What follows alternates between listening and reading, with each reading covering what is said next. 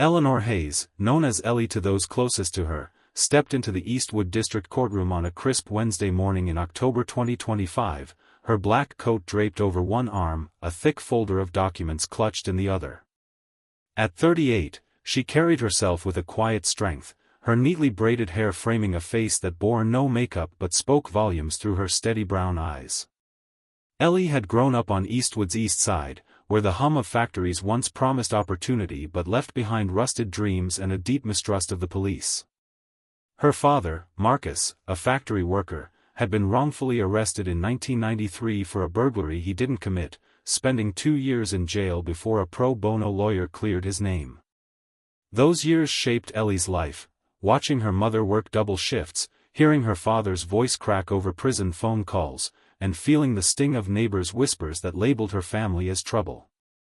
That pain drove her to law school, then to internal affairs, and now, to the role of Eastwood's new police chief, sworn in just hours earlier in a quiet ceremony at City Hall. The courtroom, bathed in pale fluorescent light, was a familiar stage for injustice in Eastwood, a small Ohio city where verdicts often seemed pre-written. Rows of worn wooden benches held a sparse crowd, a few locals, a nervous young lawyer, and a prosecutor who looked half asleep. At the defendant's bench stood Ellie's younger brother, James "Jimmy" Hayes, just 16, his thin frame hunched slightly, his cropped black hair catching the light. His gray t-shirt, the same one he'd worn when arrested, hung loosely on his shoulders. Jimmy had always been quiet, his dreams of becoming a mechanic overshadowed by the weight of their father's past. As a kid, he'd hide behind Ellie when police cruisers rolled through their neighborhood, his trust in authority eroded by stories of Marcus's arrest. Now, he faced a felony theft charge for a watch he didn't steal, based on nothing more than a store clerk's vague description and his presence near the crime scene. Officer Dan Sullivan, 45, stood guard near the defendant's box, his pressed uniform and faded silver badge a testament to his 20 years on the force.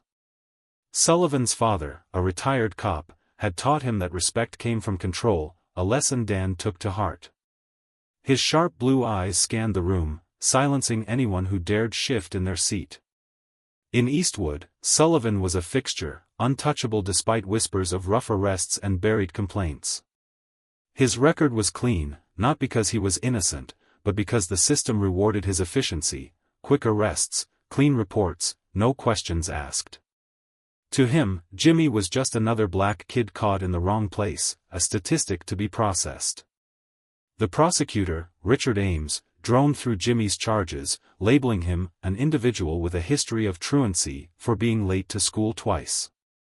The defense attorney, a frazzled woman with shaky hands, offered a weak plea for leniency, her words dissolving into the courtroom's stale air. Jimmy's jaw tightened, his eyes red but dry, as Sullivan's cold stare pinned him to the bench. The room felt rehearsed, as if everyone knew the script: accuse, convict, move on. But then, the rear door creaked open. Ellie stepped inside, her presence slicing through the room's monotony. She didn't rush, didn't apologize, just walked to the front row near the lawyers' section, her eyes locked on Jimmy. Sullivan turned, his instincts flaring at the sight of a black woman moving with such purpose. No badge, no court summons, just a folder and a spine that refused to bend. In a place where everyone bowed to his glare, her calm defiance was a silent challenge. "Who do you think you are?" Sullivan snapped, his voice low but sharp enough to turn heads. Ellie didn't flinch. She set her folder down, pulled out a single sheet, and faced the judge, her gaze unwavering. Sullivan's face reddened. He wasn't used to being ignored, especially not by someone who didn't fit his script of submission. "You're disrupting a courtroom," he hissed, stepping closer, his hand brushing his belt. "Get out, or I'll make you." The air grew heavy, the crowd frozen, sensing something was about to break. Ellie's eyes met his, steady and unyielding, and for the first time in years, Sullivan felt a flicker of unease. This woman wasn't afraid, and that made her dangerous. The courtroom in Eastwood held its breath as Daniel Sullivan's voice cut through the silence, his words dripping with authority he'd wielded unchallenged for 2 decades. "You think you can walk in here and defend that thief?" he spat, his eyes narrowing at Ellie Hayes, who stood calm, her folder resting on the bench. To Sullivan, she was an intruder, a black woman daring to disrupt his domain. His father's lessons echoed in his mind: control the room, make them fear you. But Ellie's steady gaze, unbroken by his glare, unraveled something inside him. She wasn't just ignoring him, she was exposing him, and he couldn't stand it. Without warning, Sullivan's restraint snapped. His hip twisted, his knee rose, and his boot slammed into Ellie's chest with a dull thud. The force sent her stumbling back, her folder flying open, papers scattering like fallen leaves across the courtroom floor. Gasps rippled through the crowd. A chair scraped. An elderly woman whispered, "Oh my God," her hand covering her mouth. Jimmy, at the defendant's bench, tensed, his fists clenched, but Sullivan's hand on his shoulder kept him pinned. The judge, an older man with trembling hands, fumbled for his gavel but didn't strike it. The room was a crime scene now, and no one knew how to react. Ellie groaned, one hand bracing against the bench, the other pressed to her side where the kick had landed. Pain shot through her chest, but she didn't cry out.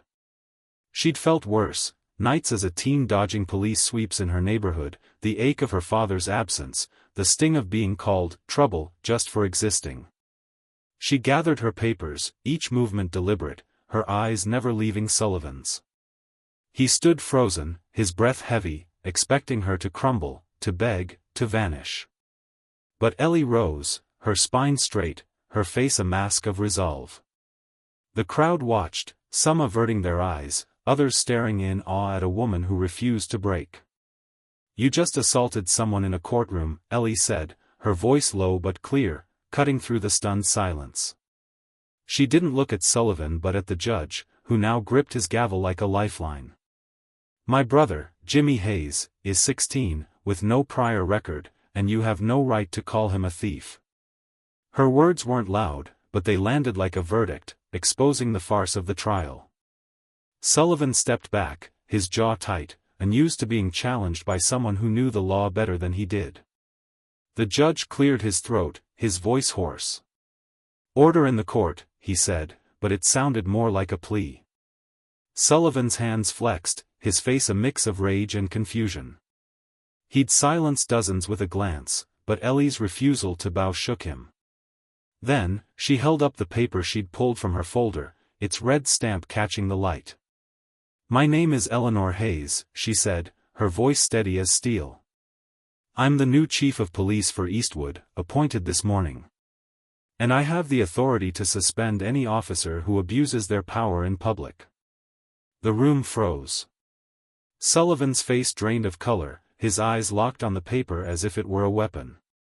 Whispers broke out, a clerk muttering, "It's her," a young officer glancing away. Jimmy's head lifted, his eyes meeting Ellie's, a flicker of hope breaking through his fear. The prosecutor, Richard Ames, leaned forward, his sleepy demeanor gone. The defense attorney's hands stopped shaking, her mouth slightly open. Ellie stood at the center of the courtroom, bruised but unbroken, her presence rewriting the script Sullivan had relied on for years. In that moment, the power he'd built on fear began to crumble, and Ellie Hayes, shaped by her father's pain and her own fight for justice, became the one thing he couldn't control. The courtroom doors swung shut behind Ellie Hayes, but the echo of her words lingered like a spark in dry grass. By noon, a shaky video from the back of the courtroom had spread across social media, capturing Daniel Sullivan's kick and Ellie's revelation as Eastwood's new police chief. The clip, raw and unedited, showed Sullivan's hissed words, "You're defending that thief," followed by the thud of his boot against Ellie's chest. Comments flooded in, hashtags like #EastwoodInjustice and #KickOfShame trending within hours. Some called Sullivan a rogue cop, others, in darker corners of the internet, labeled Ellie a troublemaker who provoked him. The video didn't just show an assault, it exposed a city's fault lines, splitting Eastwood between those who saw a hero in Ellie and those who clung to Sullivan's badge as a symbol of order. Ellie sat in her new office on the fourth floor of the Eastwood Police Department, the pain in her chest dulled by adrenaline and purpose. Her desk was cluttered with files, each one a piece of Sullivan's history she'd begun to unearth. Growing up, Ellie had seen men like Sullivan, cops who walked her neighborhood like they owned it, their authority unquestioned. Her father's arrest had taught her that power didn't need evidence to ruin lives, it just needed silence. Now, as chief, she was done with silence. She opened the first file, a 2012 complaint from Marissa Coleman, a nurse whose son was roughed up by Sullivan during a stop. The complaint was marked, insufficient evidence, despite medical records showing bruises.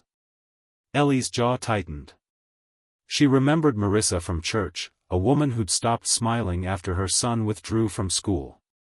Outside, the city buzzed with reaction.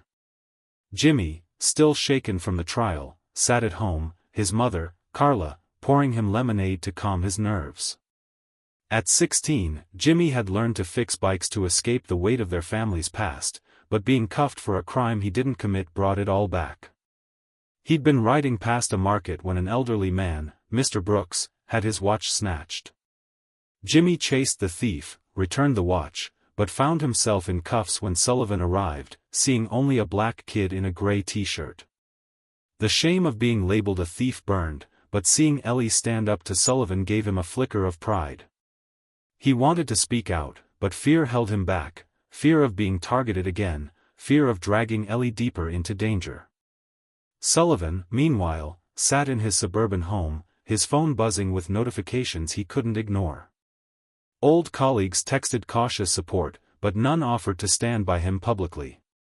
His father's voice rang in his head, "Control the room, Danny, or they'll control you." For 20 years, he'd done just that, earning commendations for efficiency while complaints vanished into the precinct's archives.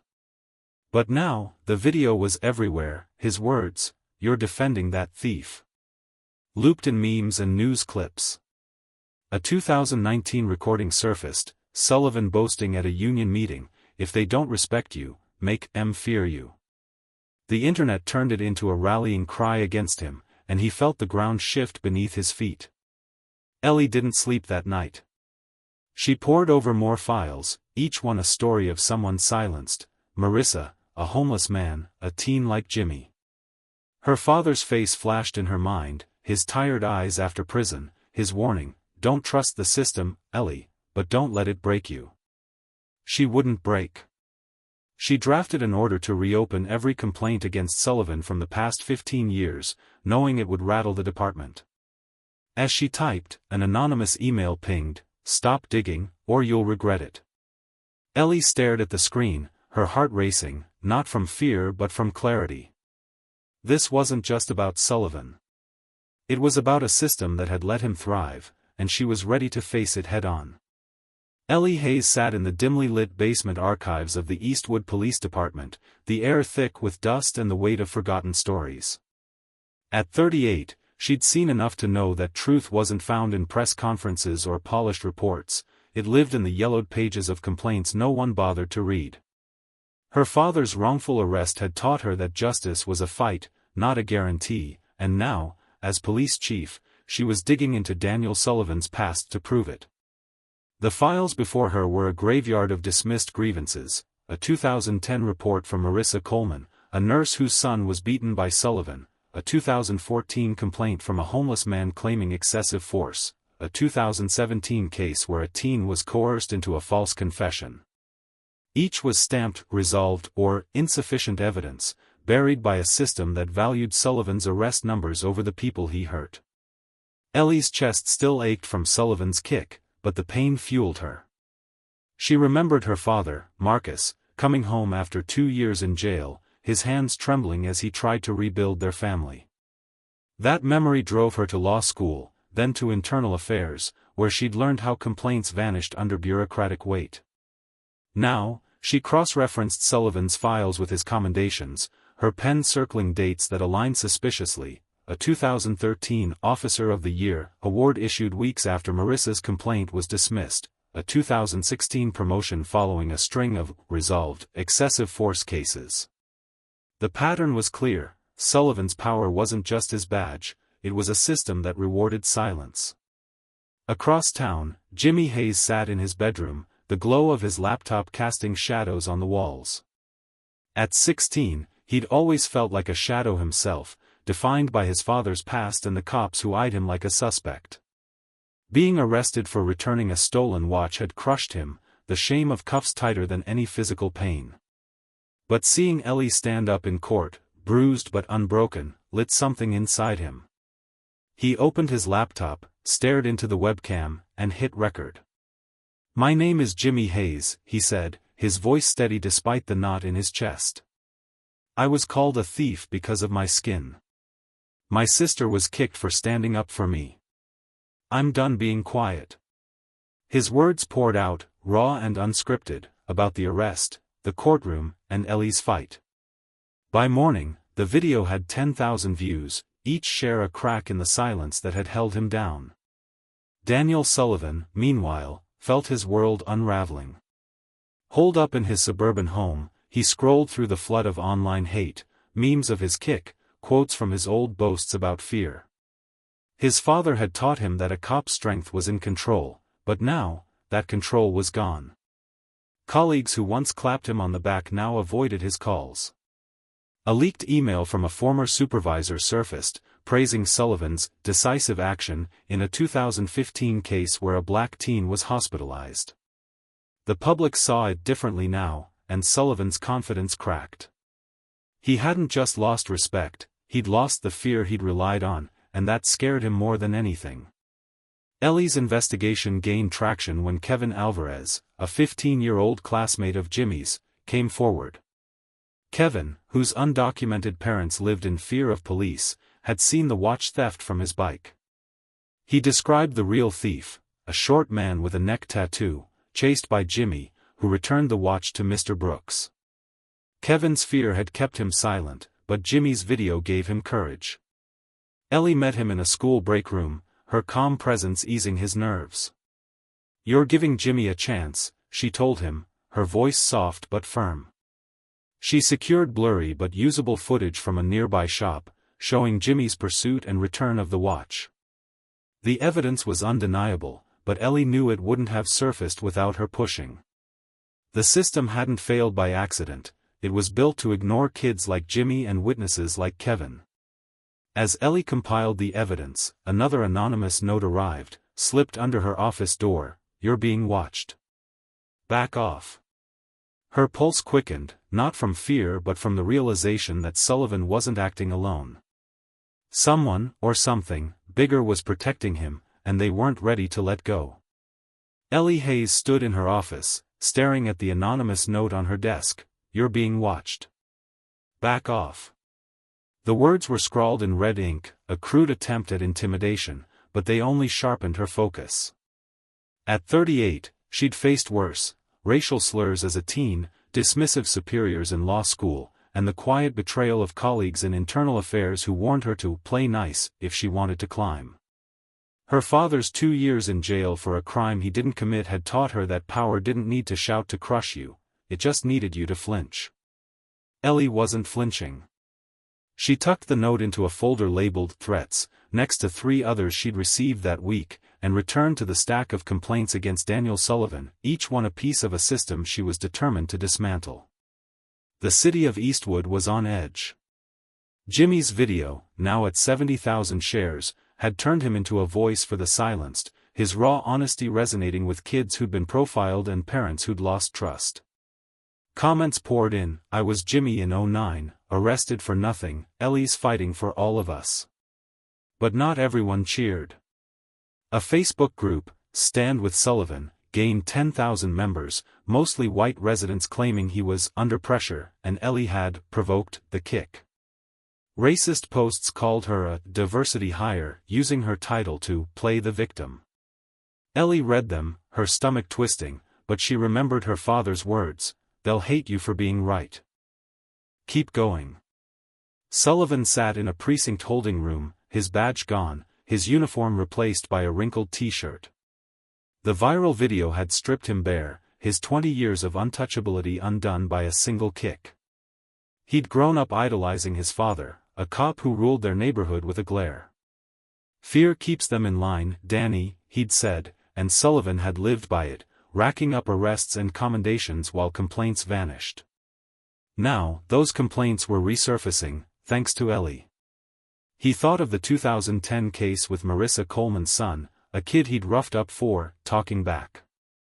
The complaint was buried, but now Marissa's name was in Ellie's files, a ghost from his past he couldn't outrun. His phone buzzed with a text from an old colleague, "Lay low. They're circling." Sullivan's hands shook. He wasn't just losing his job, he was losing the fear he'd wielded like a weapon. Ellie's investigation deepened. She met Marissa Coleman at her small East Side home, where photos of her son, now in college, lined the walls. Marissa, 50, had filed a complaint in 2010 after Sullivan slammed her 14-year-old son against a car for looking suspicious. The bruises were documented, but the case was dismissed.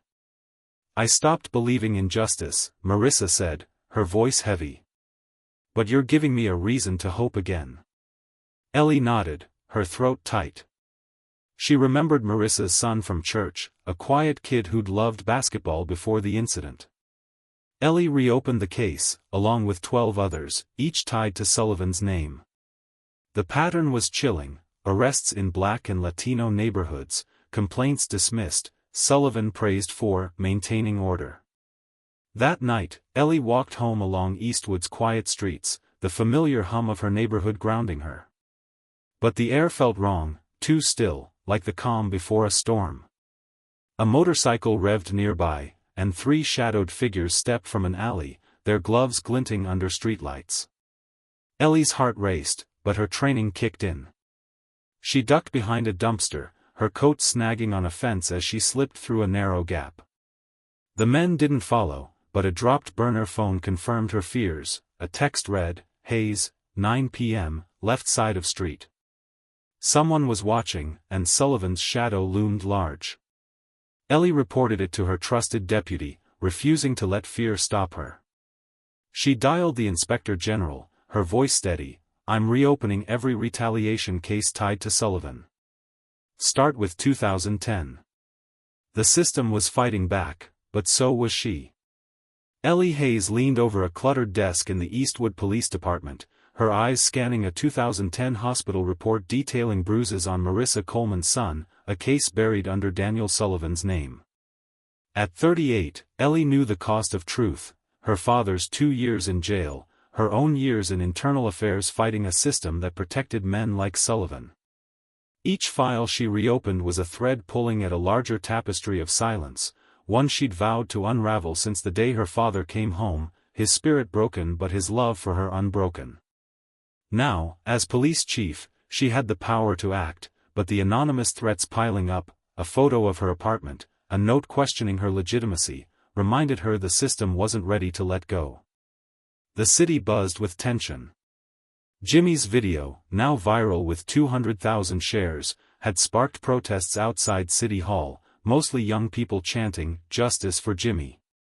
His words, "I was called a thief because of my skin," echoed in their signs, their anger fueled by stories like their own. Jimmy, 16, sat at home, his mother, Carla, watching him with quiet pride.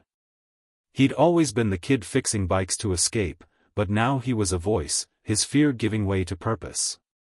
"Ellie's fighting for me," he told Carla, his voice cracking. "I can't let her do it alone." Carla nodded, remembering her husband's arrest, the nights she'd cried alone. She poured Jimmy more lemonade, her hands steady for the first time in weeks. Daniel Sullivan, confined to a holding cell, felt the walls closing in. His father's mantra, "Fear is respect," had guided him through 20 years of policing, earning him medals while complaints like Marissa's were erased. But now, those complaints were alive again, each one a crack in the armor he'd worn so proudly.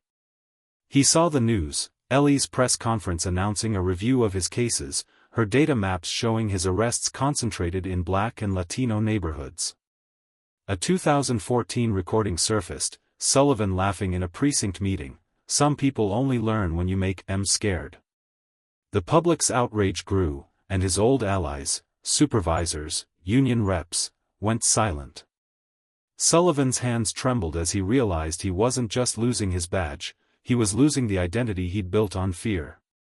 Ellie's reforms took shape.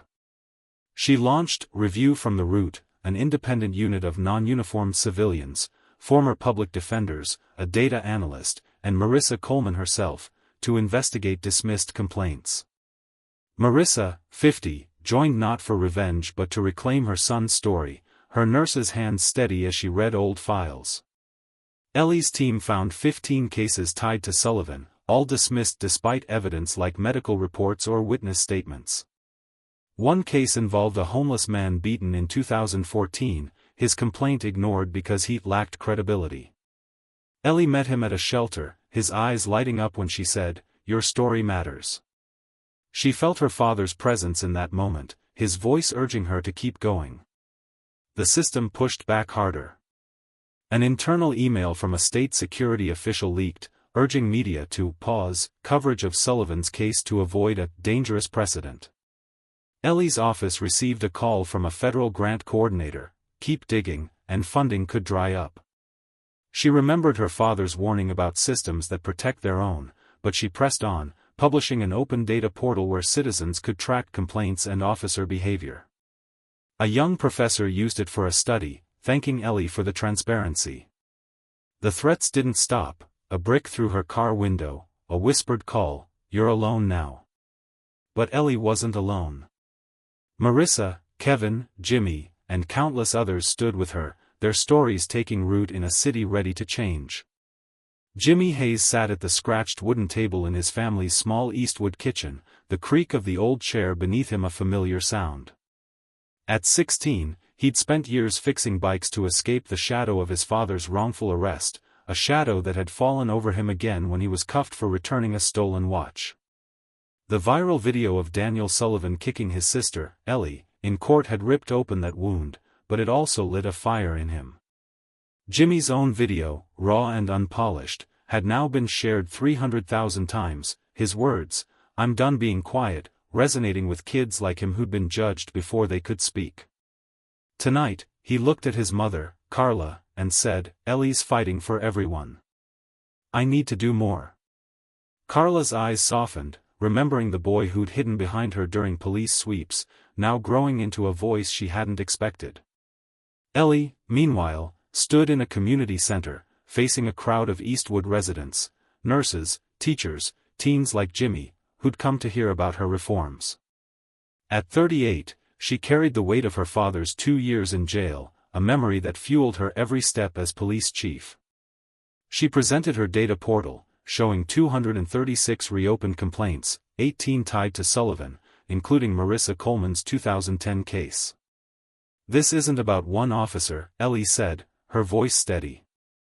"It's about a system that let him hide." The crowd nodded, some wiping tears, others clutching flyers about the new civilian feedback system. Marissa, standing in the back, felt a knot loosen in her chest.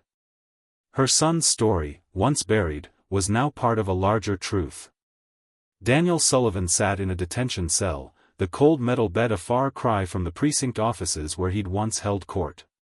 His father's lessons about fear equaling respect had guided his 20-year career, but now, with his badge gone and his name in headlines, those lessons felt hollow. The news played Ellie's press conference on a loop, her data maps exposing his arrests in black neighborhoods, his dismissed complaints now public. A guard slid a tray of cold beans under the door, and Sullivan ate alone, the silence heavier than any he'd imposed. He thought of Marissa's son, the kid he'd slammed against a car, and for the first time, wondered what that boy had felt. The thought didn't bring guilt, just a crack in the certainty he'd clung to. Kevin Alvarez, 15, took the stand in Jimmy's rescheduled hearing, his hands shaking but his voice clear. He'd seen the watch theft, seen Jimmy chase the thief and return the item, but fear of police, rooted in his parents' undocumented status, had kept him silent. Ellie's courage and Jimmy's video changed that. "Jimmy didn't steal anything," Kevin said, describing the real thief's tattoo and hoodie. Security footage from a nearby shop, recovered by Ellie's team, backed him up, showing Jimmy's pursuit and return. The judge, now under scrutiny, cleared Jimmy's charges, and the courtroom exhaled, a quiet victory, but a victory nonetheless. Jimmy hugged Kevin outside, whispering, "You gave me my name back." Ellie walked home that night, the Eastwood streets quieter than usual. A new threat waited in her mailbox, a photo of her at the community center, circled in red. Her heart pounded, but she remembered her father's words, "They'll try to scare you, Ellie. Don't let them." She filed the photo with the others, then called her deputy to expand the retaliation case review. Jimmy's voice, Kevin's testimony, and Marissa's hope were proof her fight was working. The system could threaten her, but it couldn't stop the truth from taking root, not when a city was finally starting to listen. Daniel Sullivan sat in interrogation room 2 at Eastwood Detention Center, the plastic chair cold against his back. At 45, he'd spent 20 years on the other side of this table, his badge a shield, his glare a weapon. Now, stripped of both, he wore a wrinkled detention uniform, his hands trembling despite his efforts to keep them still. The viral video of him kicking Ellie Hayes had ended his reign, turning his name into a hashtag of shame. His father's voice, "Fear is respect," Danny, echoed, but it offered no comfort. Sullivan had thrived on control, burying complaints like Marissa Coleman's, silencing kids like Jimmy Hayes. Now, those stories were alive, and his allies were gone. Colleagues who once praised his efficiency now avoided his calls, and a former commander declined to testify for him, citing health reasons. Ellie stood behind the one-way mirror, watching Sullivan fidget. At 38, she knew this moment wasn't about revenge. Her father's wrongful arrest had taught her that justice wasn't about crushing someone, it was about accountability. She'd reopened 18 complaints against Sullivan, each one a voice like Marissa's or Kevin's, once ignored, now heard. Her data portal, tracking officer behavior, had exposed Sullivan's pattern: 37 arrests in black neighborhoods, 15 complaints dismissed, all tied to his commendations. The evidence was overwhelming, and the DA had no choice but to charge him with assault, abuse of authority, and civilian harm. Ellie felt no triumph, only resolve. Her father's tired eyes after prison reminded her why she fought, not for applause, but for those still waiting to be called by name. Outside, Eastwood was changing. Jimmy's cleared charges and his viral video had sparked a movement. Protests grew, not with anger but with hope, as residents shared stories of dismissed complaints. Marissa Coleman spoke at a community forum, her voice steady, "My son was beaten, and no one listened. Now, Ellie's listening." The crowd cheered, and Ellie, in the back, nodded quietly, her chest tight with the weight of their trust. Her reforms, civilian oversight, open data, were spreading. A Cincinnati news outlet called Eastwood a model of accountability, and a Chicago task force requested her protocols.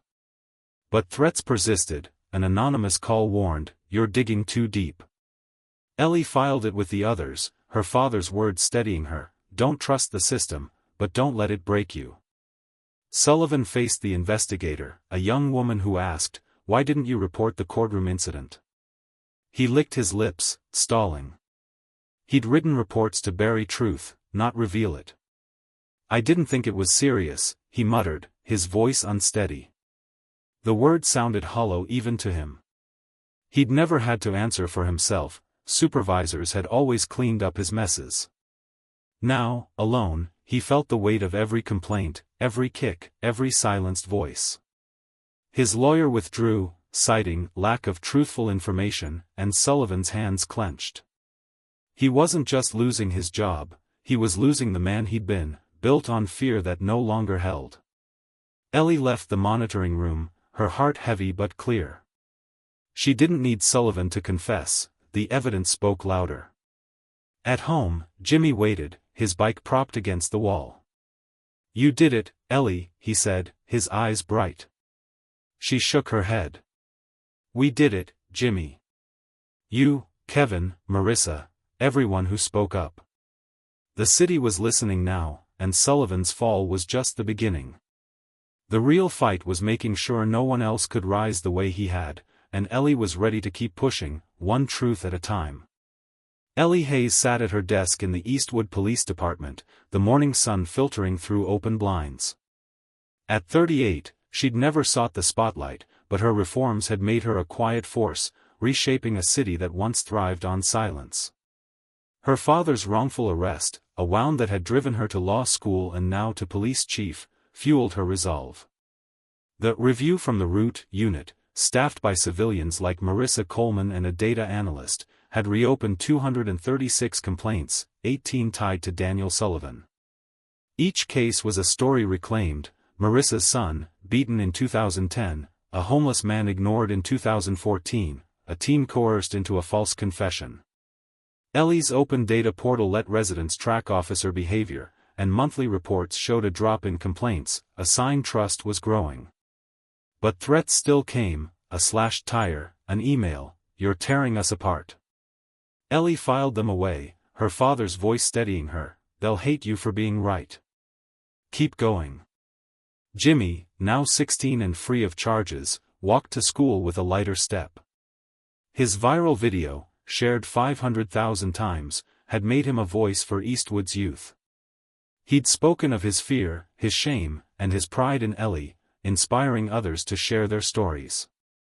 At a community center, he joined a youth council, teaching kids to fix bikes while talking about standing up to injustice. "Ellie showed me we don't have to stay quiet," he told them, his hands steady on a wrench. His mother, Carla, watched with pride, remembering the boy who'd hidden from police, now leading others to find their voice. Daniel Sullivan, in a detention cell, faced a mirror he couldn't avoid.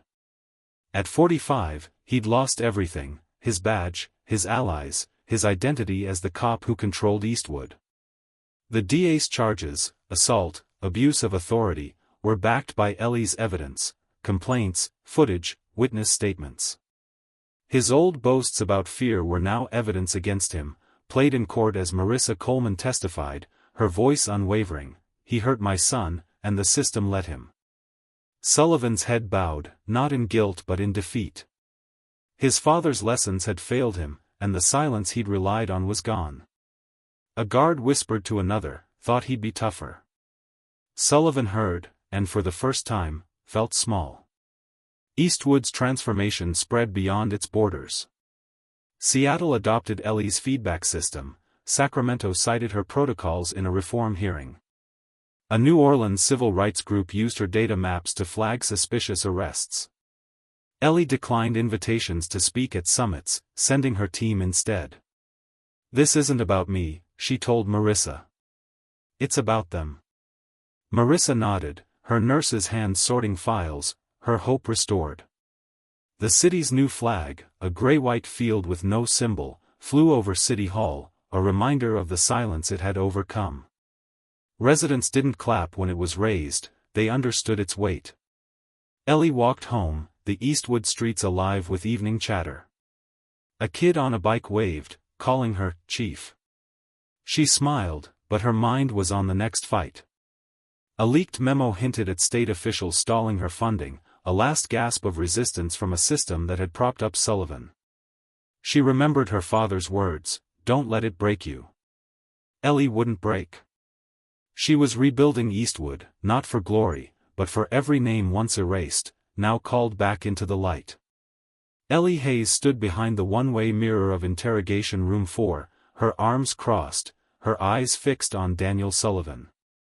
At 38, she'd never imagined facing the man who'd kicked her in court, the man whose actions had exposed a system she was now rebuilding. Her father's wrongful arrest had taught her that justice wasn't a trophy, it was a duty, one she carried for people like Marissa Coleman, Kevin Alvarez, and her brother, Jimmy. The room was stark, gray walls, a metal table, a single bulb casting harsh light. Sullivan, 45, sat hunched, his detention uniform wrinkled, his once commanding presence reduced to a man avoiding his own reflection. Ellie's reforms had brought him here: 236 reopened complaints, an open data portal, a civilian oversight team, but this moment wasn't about victory. It was about truth. Sullivan looked up, his voice low. You have no authority now, Ellie said, her tone calm but firm. So who are you really? The question hung heavy, echoing her father's words after his release. They took my name, Ellie, but not who I am. Sullivan's hands trembled. I thought fear was order, he said, his eyes on the table. I never learned to make people feel safe. The admission wasn't an apology, but it was raw, a crack in the armor he'd worn for 20 years. Ellie didn't respond. She remembered Marissa's son, beaten for no reason, and Jimmy, cuffed for helping. Silence wasn't forgiveness, it was space for Sullivan to face himself. Do you think I can start over? Sullivan asked, his voice barely a whisper. Ellie paused, her chest tight with the weight of her father's pain, her own bruises, and the threat still coming, anonymous notes, slashed tires. No one's born with a badge, she said. And no one's meant to live forever in their mistakes, if they're brave enough to name them. Sullivan nodded, a single tear falling, not for her but for the man he'd lost. Ellie left the room, her step steady, knowing justice wasn't his confession, it was the system she'd built, where names like Jimmy's and Marissa's were no longer erased. Eastwood had changed. Jimmy, now 16, led a youth workshop, teaching kids to fix bikes while sharing his story, his viral video now at 1 million views. Marissa Coleman joined the oversight team, her nurse's precision sorting files that gave others hope. Kevin Alvarez, 15, spoke at schools, his shy voice growing bolder. The city's gray-white flag flew over City Hall, a symbol of silence confronted, not celebrated. Other cities, Chicago, New Orleans, adopted Ellie's protocols, calling Eastwood proof that reform works. Threats still came, but Ellie walked her streets unafraid, her father's voice her guide, keep going. As she sat at her kitchen table, Jimmy across from her, Ellie felt the weight lift. You gave me my name back, Jimmy said, his eyes bright. She smiled, her heart full. Eastwood wasn't perfect, but it was listening, and that was enough. To everyone who's followed this journey, thank you. You've walked with us through pain, courage, and change. Ellie, Jimmy, Marissa, and Kevin showed us that justice isn't a badge or a gavel, it's every voice that refuses to stay silent. If their story moved you, hit that subscribe button and join us on Revenge Ties, where every tale is a fight for truth, heart, and a new beginning. Share, comment, and keep standing up for what's right. We'll meet you at the table.